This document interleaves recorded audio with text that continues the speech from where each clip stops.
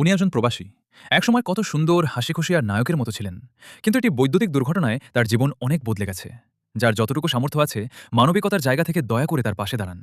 একজন অসহায় মানুষকে সহযোগিতা করলে আল্লাহ তাআলা তার উত্তম প্রতিদান দান করুন ইনশাআল্লাহ। সহযোগিতার জন্য 0174 948 99625। আল্লাহ তাকে দ্রুত সুস্থতা দান করুন এবং সবাইকে অসহায় মানুষের পাশে দাঁড়ানোর তৌফিক দান করুন। আমিন। আমি বাঁচতে চাই প্রবাসী ভাইরা, দেশবাসী, আমি বাঁচতে চাই। দেখেন, আমার টাকা লাগবে 40 থেকে 45 লাখ টাকা। আমি ইলেকট্রিশিয়ান ছিলাম, আমি ভালো একটা ইলেকট্রিশিয়ান ছিলাম। অনেককে আমি কাজ শিখেছি, অনেকের বিপদের পাশে আমিও ছিলাম প্রবাসী ভাইরা।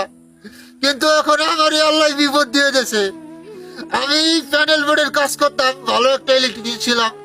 প্যানেল বোর্ডের কাজ করতে যাই সার্কিট ব্লাস্ট হয়ে আসমানে যেরকম একটা চিরিককে দেয়, আমার মনে হয় 1 সেকেন্ডের মধ্যে আমার এই ক্ষত হয়ে গেছে।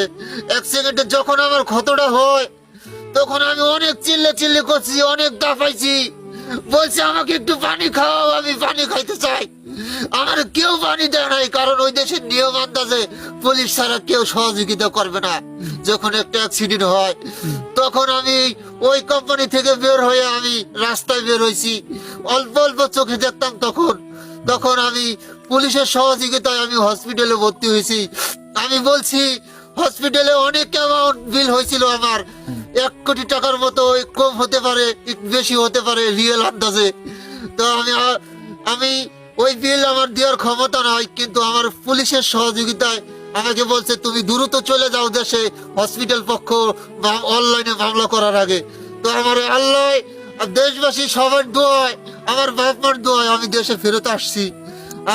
নাহলে আমি ভাবতে পারি না এত টাকা হসপিটালে বিল থাকতে আসতে পারবো, কিন্তু আমার সবার দোয়ায় আমি আসতে পারছি। দেশবাসী, ওই সৌদি আরব যদি আমি এখন আরব কান্ট্রি যে কোনো জায়গায় যদি আমি যাই, আমার ওই টাকা না দিয়ে আমাকে ছাড়বে না। আর সৌদি আরবে বিলটা বাকি আছে এখন পর্যন্ত। কিন্তু এখন সৌদি আরব থেকে আসতেও আমার অনেক টাকা খরচ হয়েছে, এখনো আমার অনেক টাকা খরচ হয়েছে। একটা মানুষ কখনই এই পথে আসে যখন তার দেওয়ালে পিঠ থেকে যায়, যখন তার আর কোনো কিছু করার থাকে না। দেখেন, একটা জিনিস কি, যখন একটা মানুষ বিপদে পড়ে, তখনই বোঝা যায় যে আসলে কাছের মানুষ আর দূরের মানুষের পার্থক্য।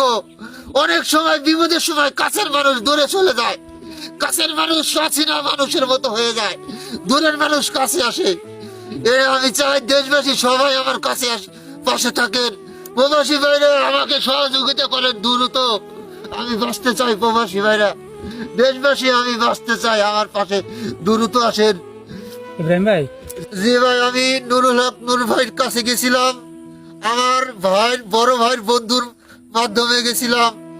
সেই যাওয়ার পর নুরুল হক নূর ভাই বলছে সর্বোচ্চ আমাকে টাকা দিতে, প্রবাসী মন্ত্রণালয় থেকে বলছে। তো তারপরে ওই পেপারটা নিয়ে গেছি, তারপরে বলছে সর্বোচ্চ 2 লাখ টাকা, এর উপরে তাদের সম্ভব না, সর্বোচ্চ 2 লাখ টাকা।